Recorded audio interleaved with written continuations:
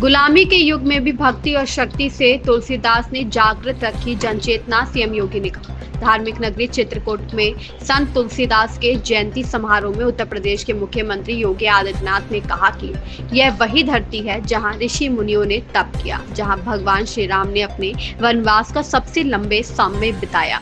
धार्मिक नगरी चित्रकूट में संत तुलसीदास के जयंती समारोह में उत्तर प्रदेश के मुख्यमंत्री योगी आदित्यनाथ ने कहा कि 500 वर्ष पूर्व जब इस गांव की स्थिति शायद साधनों के अभाव और कठिनाइयों से ग्रस्त रही होगी, ऐसे समय में एक दिव्य आत्मा ने जन्म लिया और बाल्यावस्था में ही प्रभु श्री राम के चरणों में स्वयं को समर्पित कर दिया।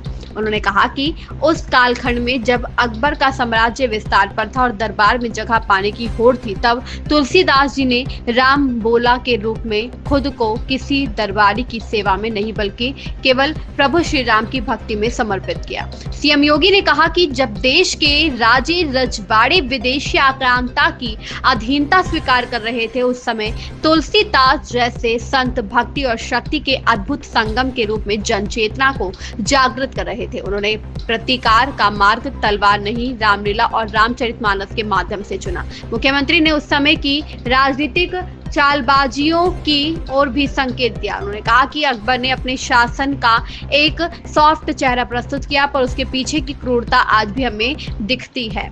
संतों की परंपरा उस समय भी दृढ़ता पूर्वक उसका प्रतिकार कर रही थी। मुख्यमंत्री ने इस ऐतिहासिक, आध्यात्मिक और सांस्कृतिक कार्यक्रम में आमंत्रित किए जाने पर जगत गुरु राम भद्राचार्य जी और पूज्य मुरारी बापू के प्रति कृतज्ञता प्रकट की। कार्यक्रम में राम कथा के प्रचारकों को तुलसी अवार्ड व रत्नावली अवार्ड से सम्मानित किया गया। चित्रकूट की धार्मिक और सांस्कृतिक विरासत पर मुख्यमंत्री ने कहा कि यह वही धरती है जहां ऋषि मुनियों ने तप किया, जहां भगवान श्री राम ने अपने वनवास का लंबा समय बिताया।